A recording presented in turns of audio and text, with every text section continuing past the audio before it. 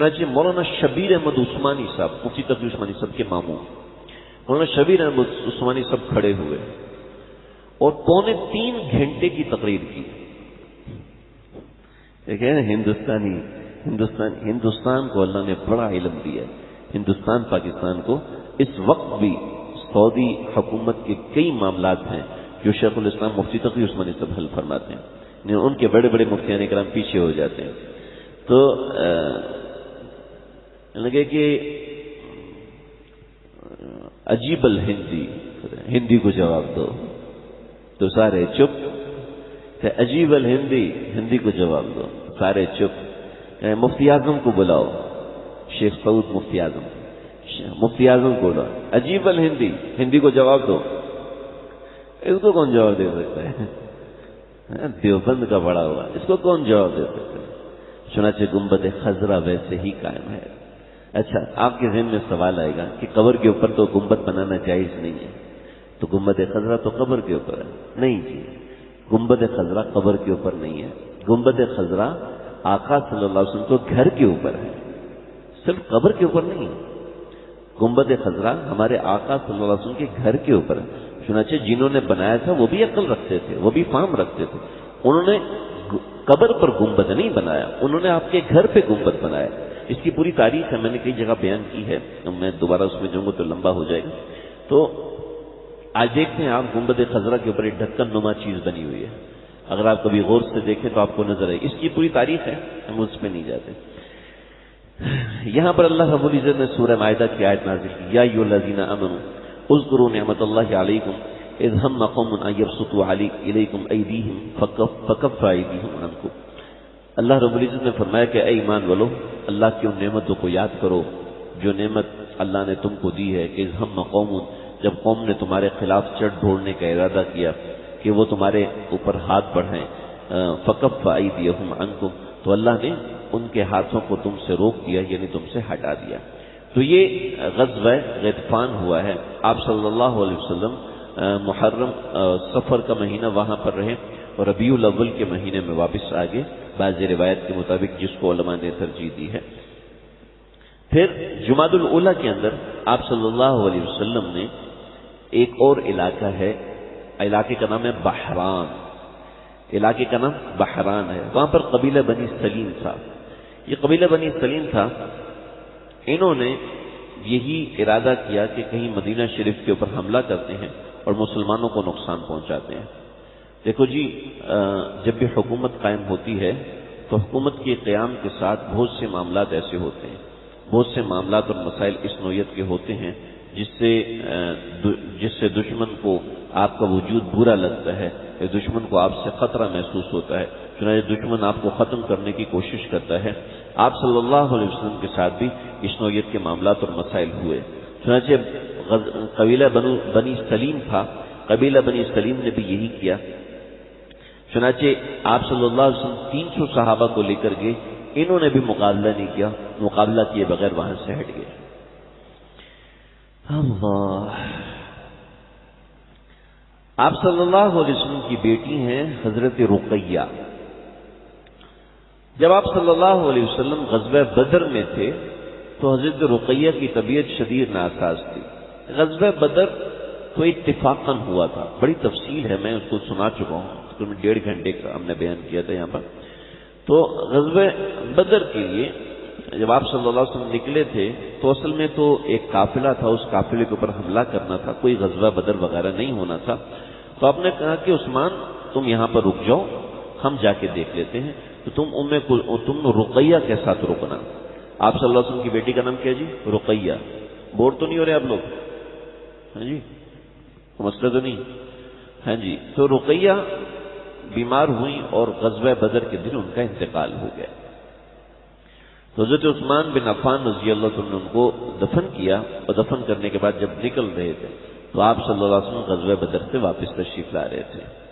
تو آپ صلی اللہ علیہ وسلم کو جب بتایا گیا کہ حضرت رقیہ کا انتقال ہو گیا ہے تو آپ صلی اللہ علیہ وسلم نے فرمایا کہ ایسے شخص کے لیے، ایسی بچی کے لیے جو کہ ایسی نیک اور پارسا ہو، قبر اس کے لیے بہت ہی اچھا ٹھکانہ ہے، اس کے پردے کی جگہ ہے، وغیرہ وغیرہ. آپ نے کچھ دعائیہ کلمات ان کے لیے بولے. حضرت رقیہ اور حضرت عثمان رضی اللہ عنہ یہ انہوں نے سب سے پہلے ہجرت کی تھی۔ آپ صلی اللہ علیہ وسلم نے فرمایا تھا کہ میری امت میں حضرت ابراہیم جیسی ہجرت حضرت عثمان نے کی ہے۔ حضرت ابراہیم کی جو ہجرت تھی حضرت سارہ کے ساتھ یعنی اپنی اہلیہ کے ساتھ تھی، ایسی حضرت عثمان کی ہجرت اپنی اہلیہ حضرت رقیہ کے ساتھ ہے۔ تو حضرت رقیہ کے ساتھ معاملہ ہوا، انتقال کو 1 برس ہو گیا، یعنی 6-7 مہینے ہو چکے تھے، تو حضرت عثمان بہت زیادہ پریشان رہتے تھے۔ تو ایک دن آپ صلی اللہ علیہ وسلم نے پوچھا کہ عثمان کیوں اتنے پریشان ہو؟ تو ہر وقت تمہیں دیکھتا ہوں کہ تم غمگین رہتے ہو، دکھ میں رہتے ہو۔ تو کہنے لگے کہ یا رسول اللہ میں کیا کروں، میرا آپ کے خاندان سے سسرالی رشتہ تھا اور میری اہلیہ کے انتقال کے بعد وہ سسرالی رشتہ ختم ہو گیا۔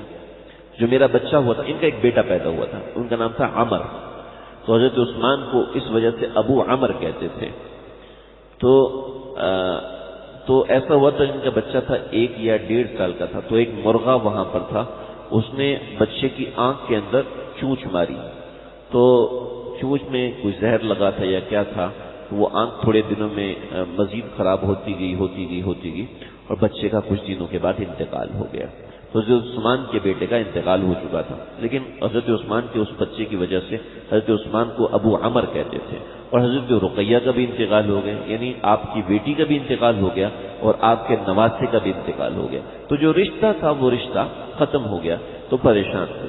تو ایک دن حضرت عمر رضی اللہ عنہ تشریف لائے، حضرت عمر رضی اللہ عنہ تشریف لائے اور حضرت عثمان سے کہا کہ میری بیٹی ہے حفصہ، تم اس سے شادی کر لو۔ یہ قصہ میں بعد میں پورا کروں گا، لیکن ابھی میں اس کا ایک حصہ سنا رہا ہوں۔ تو حضرت عثمان نے کوئی بھی جواب نہیں دیا، نیچے حضرت عمر تو اصولی آدمی تھا، ان کو چڑھ گیا غصہ۔ وہ آپ صلی اللہ علیہ وسلم کے پاس آئے کہ یا رسول اللہ یہ عثمان کیسا آدمی ہے، ہر وقت بیوی کے لیے روتا رہتا ہے، پریشان رہتا ہے، اس کو پتہ نہیں کیا معاملہ ہے۔ اب میں نے کہا ہے کہ میری بیٹی حفصہ جو ہے تم مجھ سے شادی کر لو، تو آپ صلی اللہ علیہ وسلم مسکرائے، کیونکہ آپ صلی اللہ علیہ وسلم نے اشارہ دیا کہ حفصہ بیوہ ہوئی ہیں تو ان سے نکاح میں کروں گا۔ حضرت عمر کو نہیں پتا تھا، تو آپ صلی اللہ علیہ وسلم مسکرائے۔ حضرت عثمان بتا نہیں سکتے تھے کیونکہ وحی کا معاملہ ہے، اللہ اگر وحی واپس لے لے، منع فرما دے تو نکاح نہیں ہوتا، تو حضرت عمر کا دل ٹوٹے گا۔ تو اب دیکھیں دوسری طرف شریعت میں کتنی صفائی۔ آپ کو اگر ایک شخص مناسب نظر آتا ہے تو آپ اس سے کہہ دیجیے میری بیٹی سے نکاح کر لیجیے، میری بہن کا رشتہ آپ کے لیے ہے۔ اس میں انتظار نہ کیا جائے کہ لڑکے والے رشتہ لے کے آئیں گے تو نکاح ہوگا ورنہ نہیں ہوگا۔ یہ شریعت اس میں شرم کا نہیں کہتی، شریعت اس میں معاشرتی اصولوں کے اوپر چلنے کا نہیں کہتی۔ اگر آپ کو کوئی مناسب انسان نظر آ رہا ہے تو وہاں رشتے کی بات کرنے میں کوئی حرج نہیں ہے، کوئی برائی نہیں، کوئی اس میں ایسی برائی والی بات نہیں ہے۔ چنانچہ حضرت عمر کو آپ صلی اللہ علیہ وسلم نے فرمایا عمر تم پریشان نہیں ہو، عثمان پہ غصہ نہیں ہو، اللہ رب العزت سے خوب دعا ہے، اللہ حفصہ کو عثمان سے اچھا شوہر دیں گے اور اللہ عثمان کو حفصہ سے اچھی بیوی دیں گے۔ تو حضرت عمر پریشان ہوئے، میں کیا کروں، اللہ کے نبی یہ فرما رہے ہیں، مجھے تو سمجھ میں نہیں آ رہا۔ پھر صدیق اکبر سے بھی کہا کہ میری بیٹی حفصہ ہے تم مجھ سے نکاح کر لو، بیوہ ہو چکی ہے۔ حضرت ابوبکر صدیق بھی چپ، بڑے پریشان، یہ کیا طریقہ ہے، جس کو کہہ رہا ہوں آگے سے منہ بنا رہے، یہ پتہ نہیں کیا سمجھتے ہیں۔ تو حضرت علی کے پاس ہے، یعنی یہ کیا طریقہ ہے، ان کو کیا ہے یہ بھی چپ ہے، ان کو کیا ہے وہ بھی چپ، کوئی جواب نہ، ہاں نہ تو کرے۔ تو آپ نے فرمایا میاں کیوں پریشان ہوتے ہو، آپ صلی اللہ علیہ وسلم نے ایک مجلس میں حفصہ سے نکاح کے بارے میں فرمایا تھا۔ تو پھر حضرت عمر سمجھو میری خوش بختی، یہ میرے لیے تو اتنی بڑی سعادت ہو رہی اور میں ان پہ غصے ہو رہا ہوں۔ ہاں خیر اس واقعے کو، چونکہ یہ واقعہ ہوا ہے تقریباً شعبان رمضان کے اندر، میں انشاءاللہ اس کو وہاں پورا کروں گا کہ جمادی الاخر کے اندر، جمادی الاخرى میں آپ صلی اللہ علیہ وسلم نے حضرت عثمان رضی اللہ عنہ سے فرمایا کہ مجھے وحی نازل ہوئی اور اللہ نے فرمایا کہ اپنی دوسری بیٹی ام کلثوم کا نکاح عثمان سے کر دوں۔ چنانچہ حضرت عثمان کو آپ صلی اللہ علیہ وسلم نے فرمایا کہ آسمانوں میں ان کے لیے ایک لفظ استعمال ہوتا ہے جو کہ آدم علیہ السلام سے مرتے دم تک کسی انسان کے لیے وہ لفظ استعمال نہیں ہوتا، وہ لفظ ہے ذوالنورین، کہ یہ دو نوروں والے ہیں، یعنی ایک پیغمبر کی دو بیٹیاں جس شخص کے نکاح میں ہوں، وہ کائنات کے اندر صرف ایک انسان ہے، وہ حضرت عثمان۔ اللہ رب العزت نے ایسی سعادت دی تھی۔ امام ابو حنیفہ کے زمانے میں ایک صاحب تھے جو حضرت عثمان رضی اللہ عنہ کے بارے میں یہ کہتے تھے کہ یہ یہودی ہیں۔ اگر آپ تھوڑی علمی لائن میں آئیں گے تو اس طرح کے بہت سے سوالات آپ کے سامنے آئیں گے، تو آپ ان کا جواب خود سے مت نکالیے گا، کسی عالم دین سے مل لیجیے گا۔ اس طریقے سے بہت سے سوالات کیے جاتے ہیں۔ حضرت عثمان رضی اللہ تعالیٰ عنہ کے بارے میں عجیب عجیب سوال، تو ایک ذہن میں یہ بھی تھا، تو لوگوں نے کہا امام ابو حنیفہ آپ کے پاس یہ روزانہ آتا ہے، آپ اس کو سمجھاتے نہیں ہیں۔ تو امام صاحب نے فرمایا دیکھو، جو وقت لکھا ہوگا سمجھانے کا اس وقت میں سمجھاؤں گا، اس کے علاوہ نہیں سمجھا سکتا۔ کہنے لگا پتہ نہیں آپ کس وقت کا انتظار کر رہے ہیں۔ چنانچہ ایک وقت ایسا ہے جب وہ اپنی بیٹی کے لیے رشتہ تلاش کر رہے تھے، تو وہ آئے، امام ابو حنیفہ نے فرمایا کہ میاں میرے پاس ایک رشتہ ہے، نوجوان ہے، بہت خوبصورت نوجوان ہے، حافظ قرآن بھی ہے، اچھا تاجر ہے، لاکھوں کماتا ہے، سخی بھی بہت زیادہ ہے، اور کسی کو اس سے کوئی شکایت نہیں۔ اپنی بیٹی کی شادی کرو گے اس سے؟ کہا جی حضرت جب آپ فرما رہے ہیں اور یہ سب ہے تو بالکل کروں گا۔ تو میں بس ایک مسئلہ ہے۔ کہا کیا ہے؟ کہا وہ یہودی ہے۔ تو وہ کھڑا ہو گیا، کیسی باتیں کر رہے ہیں آپ، میں اپنی بیٹی کی شادی یہودی سے کروں گا؟ آپ نے سوچ کیسے لیا؟ آپ اتنے بڑے ہیں، آپ سوچ کیسے سکتے؟ تو امام صاحب نے فرمایا بیٹھو۔ کہ میاں تم اپنی بیٹی کی شادی یہودی سے نہیں کر رہے، اللہ کے پیارے حبیب اپنی دو بیٹیوں کی شادی یہودی سے کریں گے، یہ سوچ کیسے لیا تم نے؟ کہنے لگے او ہو اب بات سمجھ میں آئی۔ تو حضرت عثمان کے بڑے مراتب ہیں، بڑے مقامات ہیں۔ آپ صلی اللہ علیہ وسلم ایک مرتبہ حضرت ام کلثوم کے پاس آئے اور کہنے لگے کہ ام کلثوم تم نے عثمان کو کیسا پایا؟ تو حضرت ام کلثوم کہنے لگی یا رسول اللہ میں نے ایسا بہترین انسان کہیں نہیں دیکھا، ایسا بہترین شخص میں نے کہیں نہیں دیکھا۔ دیکھو یہ صرف حضرت عثمان کے مراتب میں سے نہیں ہے، جتنی امہات المومنین، جتنی خواتین صحابیات ہیں، ان کی زندگی میں جب ان کے شوہر کے بارے میں پوچھا گیا تو انہوں نے یہی جملے استعمال کیے۔ ہماری خواتین کو سوائے شکوہ کرنے کے اور کچھ نہیں آتا، یقین کیجیے اور کچھ نہیں آتا۔ اگر 100 باتیں کریں گی تو 90 باتیں شکوے کی ہوتی ہیں، شوہر سے ناراضگی کی ہوتی ہیں، کسی نہ کسی پیرائے میں، کسی نہ کسی درجے میں ہماری خواتین اپنے شوہروں کے بارے میں کچھ غلط جملہ، ناشکری کا جملہ کہہ جاتی ہیں۔ آپ صلی اللہ علیہ وسلم نے فرمایا کہ اے عورتوں، جہنم میں کثرت سے تعداد عورتوں کی ہوگی۔ پوچھا یا رسول اللہ کیوں؟ آپ نے فرمایا کہ اپنے شوہر کی ناشکری ہوتی ہیں، اپنے شوہر کی ناشکری کرتی ہیں، اس وجہ سے جہنم میں کثرت سے جائیں گی۔ تو آپ صلی اللہ علیہ وسلم نے فرمایا کہ کیسا پایا؟ فرمانے لگی ایسا پایا۔ تو آپ نے فرمایا کیوں نہ ایسا ہو؟ کیونکہ فرمایا کہ تمہارے دادا حضرت ابراہیم اور تمہارے باپ محمد صلی اللہ علیہ وسلم، ان دونوں کے سب سے زیادہ مشابہ عثمان ہیں، عثمان ان دونوں کے سب سے زیادہ مشابہ۔ اور پھر فرمایا کہ اللہ رب العزت نے حضرت یوسف کے حسن میں سے کچھ حصہ حضرت عثمان کو عطا فرمایا۔ پھر فرمایا کہ فرشتے اتنا حیا نہیں کرتے جتنا حیا عثمان کرتے ہیں، جتنا حیا عثمان کے مزاج میں ہے، اس سے اتنا حیا فرشتوں کے پاس بھی نہیں ہے۔ تو برحال بہت سی باتیں۔ پھر آج جب حضرت ام کلثوم کا انتقال ہوا تو آپ نے فرمایا کہ عثمان میری اگر تیسری بیٹی ہوتی تو وہ بھی میں تیرے نکاح میں دے دیتا، پھر فرمایا کہ اگر میری 40 بیٹیاں بھی ہوتی تو میں رکھ لیتا، ایک ایک کر کے تمہارے نکاح میں دے دیتا، یہاں تک کہ وہ سب ختم ہو جاتی۔ یعنی آپ صلی اللہ علیہ وسلم کی توجہ اپنے صحابہ کے اوپر ایسی تھی، اور صحابہ کی جانی ساری اپنے پیارے پیغمبر کے اوپر ایسی تھی۔ تو یہ نکاح ہوا حضرت ام کلثوم کا، انہی دنوں میں ہوا۔ کچھ چھوٹے سے مناقب میں نے ذکر کیے۔ اس کے بعد ایسا ہوا کہ مسلمانوں نے کفار کے قافلے پہ حملہ کیا۔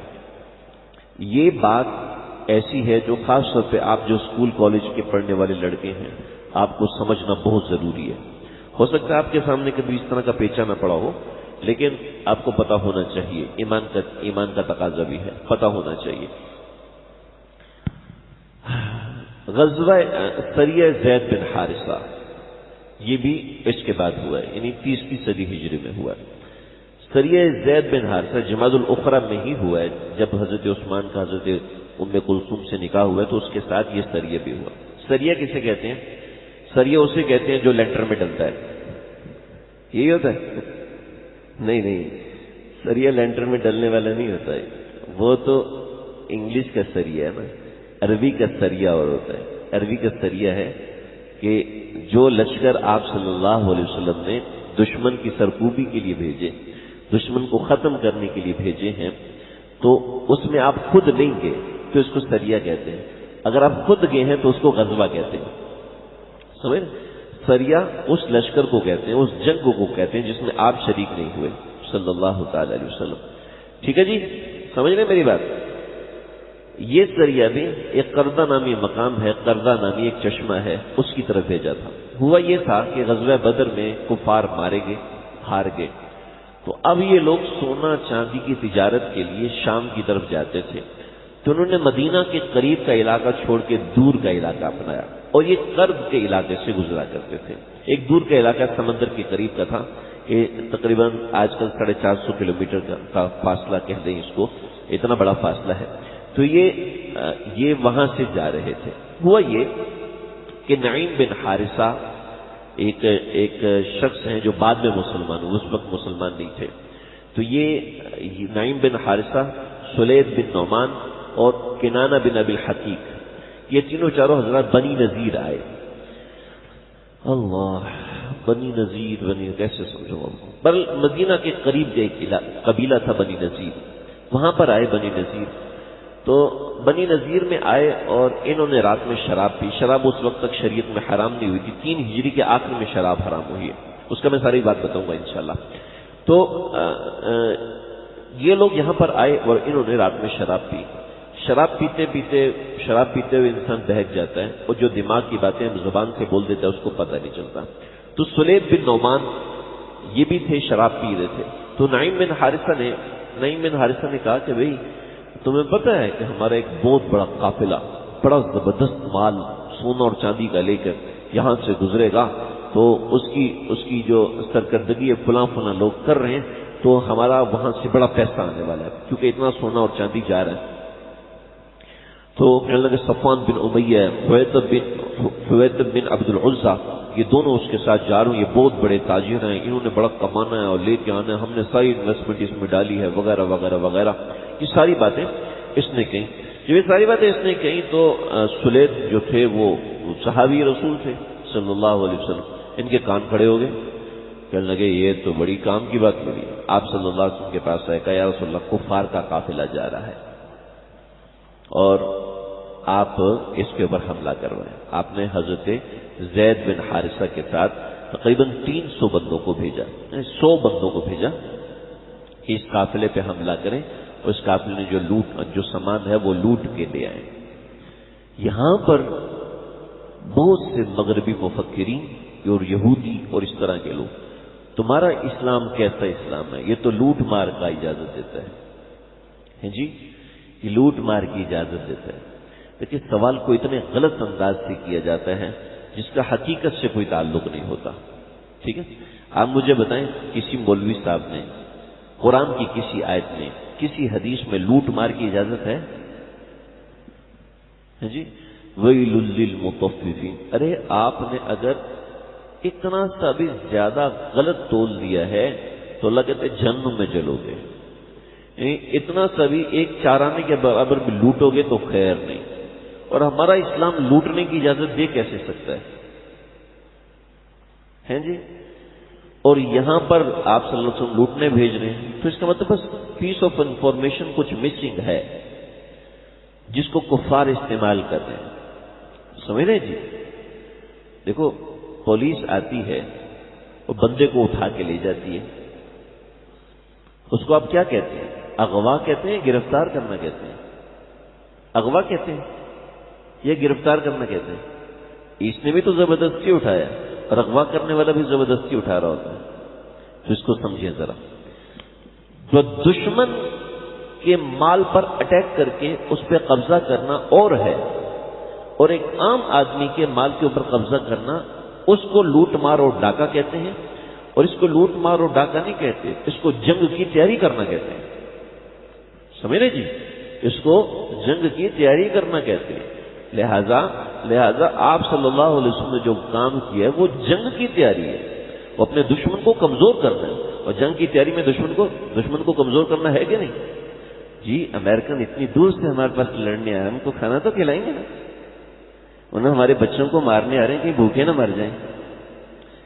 ہماری بچیوں کو بیوہ کرنے آ رہے ہیں تو ان کو کھانا تو کھلانا چاہیے. اسلام ہمیں تعلیم دیتا ہے، یہ تعلیم دیتا ہے. بدھو نہیں ہیں ہم، بیوقوف نہیں ہے کہ جو آپ ہمیں پڑھائیں گے ہم پڑھ لیں گے، جو کفار ہمیں سکھائیں گے ہم سیکھ لیں گے. اسلام ہمیں پڑھنا لکھنا سکھاتا ہے، اسلام ہمیں بدھو بننا نہیں سکھاتا. دشمن اگر آیا ہے تو اس کو نقصان پہنچانے کا حکم ہے. ہاں وہ آپ کے سامنے ہاتھ پھیلا رہے ہیں، ہاں اب ہاتھ بڑھاؤ، اب اس کو تبلیغ بھی کرو، اب اس کو دعوت بھی دو. اور پہلے حکم ہے اب اس کو تبلیغ کرو. حتیٰ کہ ایک موقع پر حضرت معاویہ رضی اللہ عنہ نے دیکھا کہ دشمن نرغے میں آنے والا ہے، دشمن پہ اٹیک کیا، پورے شہر پہ قبضہ کر لیا، پورے شہر پہ قبضہ. کروڑوں کی دولت آئی سامنے رکھی ہوئی ہے. حضرت عمر بن خطاب رضی اللہ عنہ کے پاس ایک بندہ جاتا ہے، کہتا ہے کہ حضرت معاویہ نے ہمیں کمزور دیکھا، غافل دیکھا، رات میں ہم لوگ سوئے ہوئے تھے اور انہوں نے ہمارے اوپر اٹیک کر دیا. انہوں نے ہمیں دعوت نہیں دی، نمبر 1 دعوت نہیں دی، نمبر 2 دھمکی بھی نہیں دی. اسلام مسلمان جب اٹیک کرتا ہے تو سب سے پہلے دعوت ہے. دیکھو اسلم تسلم، مسلمان ہو جاؤ اور بھی چلے جائیں، کچھ بھی نہیں کریں گے. نمبر 1. نمبر 2 اگر نہیں ہونا کوئی بات نہیں، آپ ہمیں ٹیکس دو، آپ ہمارے ساتھ معاہدہ کرو اور ہمیں آپ اتنا ٹیکس دو، ہم آپ کو کچھ بھی نہیں دیں. آپ حفاظت میں رہو گے، ہماری حفاظت میں رہو گے. اگر نہیں یہ بھی کرنا تو آؤ، پھر ہم تم سے مقابلہ کریں گے. اور بھی ٹرمینالوجیز ہیں لیکن میں بنیادی طور پہ بات بتا رہا ہوں. حضرت عمر رضی اللہ عنہ کے پاس آئے، نہ اس نے دعوت دی ہے اور نہ اس نے دھمکی دی ہے، ڈائریکٹ اٹیک کیا. تو حضرت عمر نے خط لکھا، پوچھو، ایک عامل مقرر کیا، حضرت معاویہ کو کٹہرے میں لے آؤ، سپاہی سالار کو کٹہرے میں لے کے آئے. ہاں جی دعوت دی تھی. دعوت دیتا تو یہ لوگ ہوشیار ہو جاتے ہیں. ہم نے کسی ایک بندے کا خون نہیں بہایا، ہم نے کسی ایک بندے کی کوئی چیز نہیں چھینی. ہم نے دعوت نہیں دی لیکن ہم نے کسی پہ زبردستی بھی نہیں دی. کیا سیدھی سیدھی بات کہتے، دعوت دی تھی یا نہیں دی تھی؟ جزیے کا بولا تھا، دھمکی دی تھی تو وہ بھی نہیں دی تھی. کا شہر خالی کرو، ہزاروں لاکھوں کی فوج شہر سے باہر نکل جاؤ، کوئی ضرورت نہیں ہمیں اس زمین کے اوپر قبضہ کرنے کی جو شریعت کے خلاف ہو. جی ہاں، جو شخص ابھی ہمارا دشمن بنا نہیں ہے ہم اس سے 1 روپیہ نہیں لے سکتے. اور ہماری تاریخ گواہ ہے کہ صحابہ کرام نے شہر کے شہر چھوڑے. صرف صحابہ نہیں، اور بھی بڑی تاریخ ہے ہماری. تو ایسا کیسے ہو سکتا ہے کہ لوٹ مار کا حکم دیا جائے؟ چنانچہ حقیقت کو سمجھنا، بہت سے لوگ ایسے ہوتے ہیں، بہت سے. ترکی سے ایک ایتھیسٹ خاتون نے مجھے فون کیا، 45 منٹ اس نے مجھے زچ کر کے رکھ دیا، ہلا کے رکھ دیا مجھے کہ تمہارے محمد ایسی اس نے باتیں کی مجھ سے. تو وہ اللہ کا شکر ہے کہ میں نے کچھ سیرت کی چیزیں پڑھی ہوئی تھی جو میں نے ان کو سمجھائیں. لیکن اتنا پمپ کیا ہے کہ تمہارے پیغمبر تو لوٹنے کا حکم دیتے، تمہارے پیغمبر تو بچیوں کی چھوٹی عمر میں شادی کرنے کا حکم دیتے تمہارے پر. ایک اس نے مجھ سے سوال کیا، آپ کس کی سیرت پڑھنے کی بات کریں؟ وہ جس نے 6 برس کی عمر کی بچی سے شادی کر لی تھی. آپ سے سوال کریں تو کیا جواب دو گے؟ ہمارے پیارے پیغمبر ہیں، علمی طور پہ ہم کچھ بھی نہیں ہیں، بڑے بڑوں سے پوچھو سب ٹھس، کچھ بھی نہیں آتا۔ جب چیزیں پتہ نہیں ہوں گی تو ہم آگے دفاع کیا کریں گے؟ کبھی اس بارے میں سوچا، کبھی اس بارے میں فکر کی؟ میں نے ان سے کہا کہ سب سے پہلے تو آپ اپنا عدد صحیح کریں۔ 6 برس کی عمر نہیں، 9 برس کی عمر میں نکاح ہوا تھا، سمجھ رہے؟ دوسرا، حضرت عائشہ کی زندگی کو آپ جانتی ہیں؟ اصل میں اس کو نہ انگریزی آتی تھی نہ اردو آتی تھی، ٹھیک، وہ ٹوٹی پوٹی جو آتی تھی اس میں وہی سمجھانے کی کوشش کی، سمجھایا، کافی دیر سمجھایا۔ تو میں نے کہا کہ مجھے صرف اتنا بتائیں، اصل میں یہ حقیقت ہے کہ جب وہ بالغ ہوئی تھی پھر رخصتی ہوئی تھی، نکاح اس سے پہلے ہوا تھا، نکاح ہونے میں کیا مسئلہ ہے؟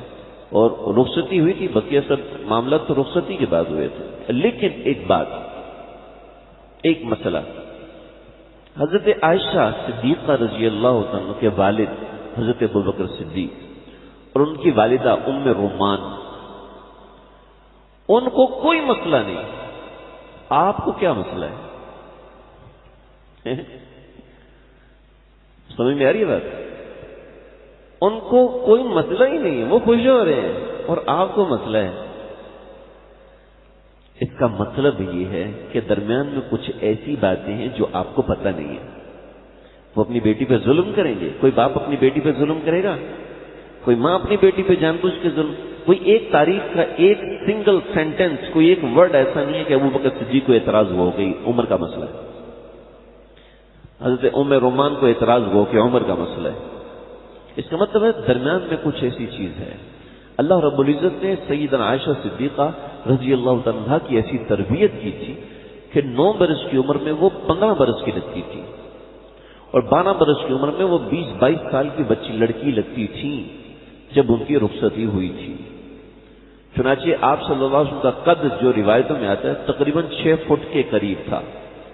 جب حضرت عائشہ کی رخصتی ہوئی تھی تو اس وقت حضرت عائشہ آپ صلی اللہ علیہ وسلم کے کندھے پر اپنی ٹھوڑی مبارک رکھ کے جو حبشیوں کا میچ دیکھا، پورا گھنٹے 1.5 گھنٹے کا میچ دیکھا، نیزہ بازی کا پورا میچ دیکھا، ٹھوڑی کے اوپر کونی کے اوپر کیا کہہ رہا ہوں، کندھے کے اوپر ٹھوڑی رکھ کر، پورا یہ بخاری شریف کی روایت ہے۔ کیا وجہ ہے؟ یہ چیزیں نہیں پتا۔ جب یہ چیزیں نہیں پتا تو محض عمر اور عدد کو دیکھ کے اشکال ہو جاتا ہے، پریشان ہو جاتے۔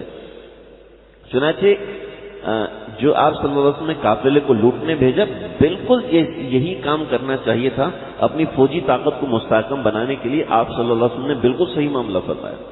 سمجھ رہے بھائی بات؟ تو آپ صلی اللہ علیہ وسلم نے حضرت زید بن حارثہ کو بھیجا۔ حضرت زید بن حارثہ نے جا کے قافلے کو قابو کیا تو قافلے کے اندر جو سردار تھے اور دوسرے لوگ تھے، جب مسلمانوں کو دیکھا کہ چاروں طرف سے گھیر لیا تو قافلے والے سارا قافلہ چھوڑ کے بھاگ گئے۔ حضرت زید بن حارثہ وہ سارا سامان لے کے آپ صلی اللہ علیہ وسلم کے پاس آئے۔ اس قافلے کی جو مالیت تھی وہ 100,000 درہم، یعنی 1,00,000 درہم جو قافلے کی مالیت تھی، خمس آپ صلی اللہ علیہ وسلم نے نکالا، یعنی 20,000 درہم آپ نے ایک طرف کیے جو کہ اللہ کا حصہ ہوتا ہے، بقیہ 80,000 درہم صحابہ کرام میں تقسیم کر دیے۔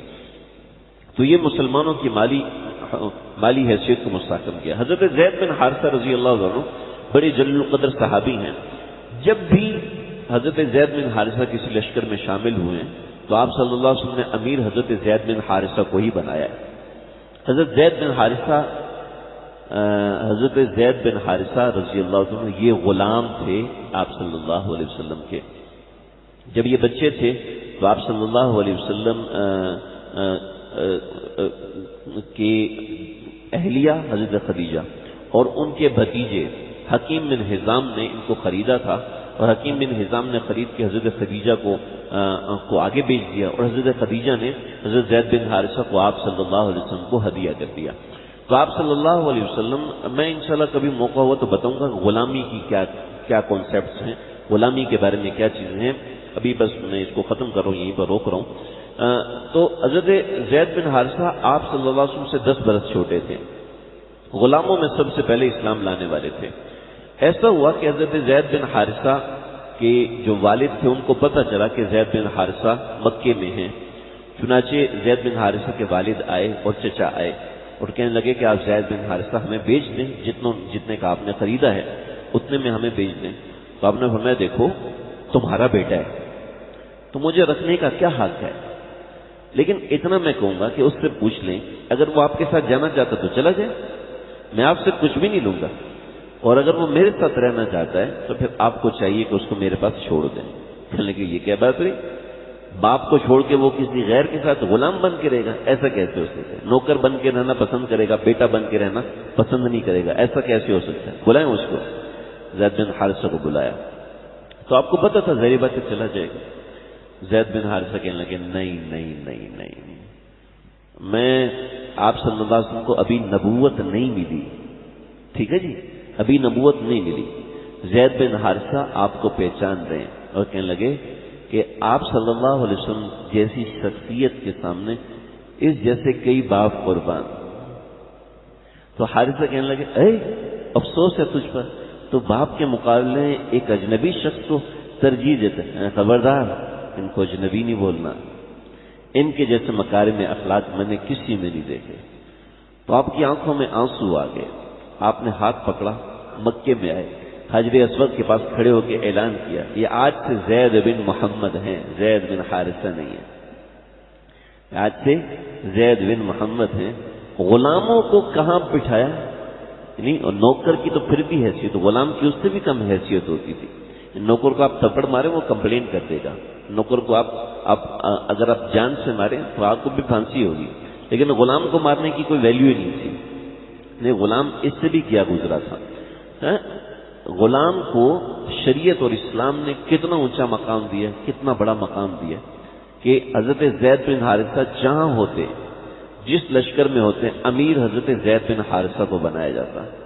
چنانچہ آپ صلی اللہ علیہ وسلم نے 9 مقامات پر حضرت زید بن حارثہ کو امیر بنایا، لشکر کا امیر حضرت زید بن حارثہ کو بنایا۔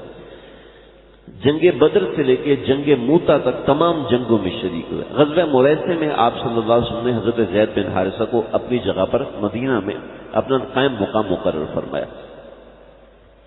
اسی طریقے سے حضرت زید بن حارثہ کی جب شہادت ہوئی ہے جنگ موتا کے مقام پر، تو آپ صلی اللہ علیہ وسلم کو اتنا غم ہوا کہ ایسا غم آپ کو کسی اور کے موقع پر نہیں ہوا، حتیٰ کہ آپ صلی اللہ علیہ وسلم یہاں تک گئے کہ میں قیصر سے اس کا قصاص لوں گا کہ انہوں نے زید بن حارثہ کو شہید کیا۔ حضرت زید بن حارثہ کا میں تھوڑا سا تفصیلی آپ کے سامنے معاملہ ذکر کیا ہے، وجہ اس کی یہ ہے کہ حضرت زید بن حارثہ کی بیوی تھی حضرت زینب۔ حضرت زینب کا آپ صلی اللہ علیہ وسلم کے ساتھ ایک نکاح ہوا ہے، وہ 3 ہجری میں ہوا ہے، وہ ہم انشاءاللہ آئندہ اس کو پڑھیں گے، اس کو سمجھیں گے، تو اس کو بس بنیادی طور پہ بات ذہن میں رکھیے گا۔ جماعت الاخرى کے اندر حضرت زید بن حارثہ کا سریہ گیا ہے اور انہوں نے کفار پہ حملہ کیا اور پھر کامیاب واپس لوٹے، تو یہ ہوا۔ اس کے بعد جو کعب بن اشرف ہے اس کی قتل کرنے کا حکم آپ صلی اللہ علیہ وسلم نے دیا تھا۔ بعض روایت کے مطابق اس سے پہلے ہوا تھا، یعنی 14 ربیع الاول کی رات کو یہ کیس ہوا تھا، اس کا ذکر ہے، ہم انشاءاللہ اس کو کل پڑھیں گے۔ کل انشاءاللہ ہمارا ختم قرآن بھی ہوگا، اور ختم قرآن کے بعد انشاءاللہ استاد جی انشاءاللہ تشریف لائیں گے، بڑے استاد جی مفتی نعیم صاحب، میں نے کہا بھی ہے، درخواست کی ہے، اگر استاد جی آگے تو بہت اچھا، ورنہ انشاءاللہ ہمارے 1-2 ساتھی ہیں ان کو میں بلاؤں گا کچھ بیان وغیرہ کے لیے، تو اس کے بعد پھر ہم اپنی ترتیب کو اسی طریقے سے جاری رکھیں گے۔ تو یہاں تک کے لیے اتنی بات ہوگی، انشاءاللہ اس کے بعد پھر آگے کریں گے۔ وآخر دعوانا الحمدللہ رب العالمین۔ اچھا جی،